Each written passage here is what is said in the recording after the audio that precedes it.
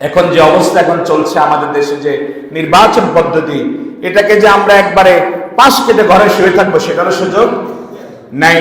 কারণ আপনি যদি ভোট না দেন, এমনও হতে পারে যে একজন খারাপ লোক ক্ষমতায় আসলে ইসলামের ক্ষতি করবে, মানুষের ক্ষতি করবে, ঠিক কিনা?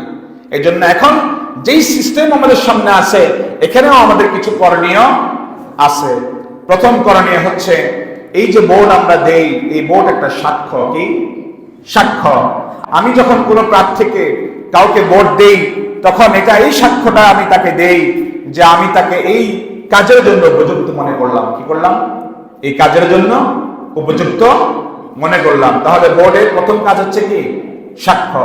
এই জন্য অবশ্যই আমরা ভোট দেওয়ার সময় একজন ভালো মানুষের পক্ষে আমাদের সাক্ষ্যটা যেন কি হয়, যাকে ভোট দিলে পরে এই সমাজের উন্নতি হবে, দেশের উন্নতি হবে, মানুষ উপকার খুঁজে পাবে, যার দ্বারা ইসলামের ক্ষতি হবে না, এবং যিনি আল্লাহওয়ালা নামাজি, এমন কাউকে আমরা কি করব?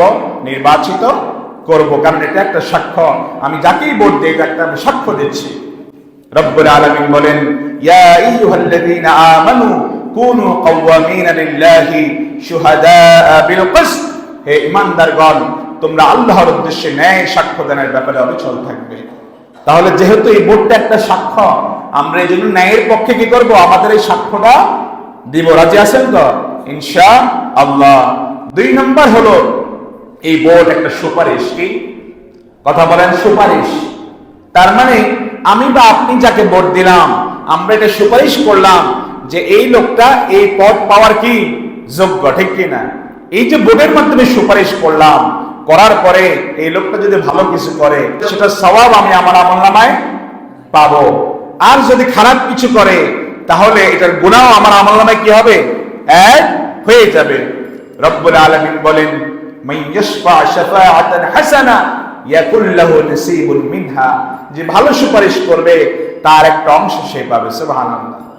এরপরে রব্বুল আলামিন বললেন, ওমান ইয়াশফা শাফাআতান সাইয়্যা। আর যে খারাপ সুপারিশ করবে, ইয়াকুল লাহু কিফলুম মিনহা, সেও তার একটা অংশ পাবে।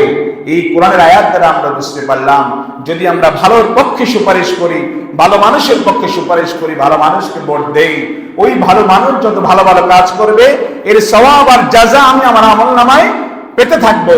আর যদি কোনো চান্দাবাজ, গুন্ডা কিংবা কোনো গুনাহগারকে যে ক্ষতি করবে, ইসলামের ক্ষতি করবে, এমন কাউকে আমি দেই, তাহলে সে যত গুনাহ করবে আর খারাপ কাজ করবে, রাস্তার জন্য আসছে 10 লাখ টাকা, 2 লাখ টাকার কাজ করে 8 লাখ টাকা নিজের পকেটে ঢোকায়, এরকম নেতাও আমাদের দেশে আছে না? নেই? আছে। এমন কারণে বানিয়ে দিলাম, যত টেন্ডারবাজি আর টাকা চুরি করবে, ওই চোরের একটা গুনাহের ভাগ আমার আমলনামায় কি হবে? যোগ হবে। এই জন্য সুপারিশের ক্ষেত্রে আমাদেরকে সতর্ক থাকতে হবে।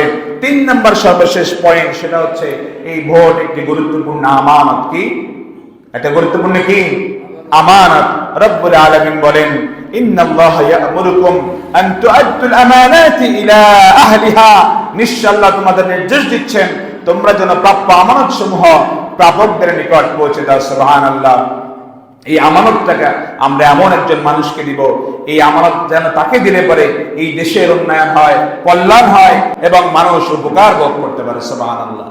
তাহলে আমরা সামনে যে ভোট আসছে, এই ভোটের ক্ষেত্রে আমরা এই বিষয়গুলো খেয়াল রাখবো। অবশ্যই আমরা একজন ভালো মুত্তাকি, ফরেজগার, ইমানদার মানুষকে নির্বাচন করার চেষ্টা করব, যাকে দিলে পরে আমি দুনিয়ার জীবনে উপকার লাভ করব, পরকালীন জীবনে কি লাভ করব?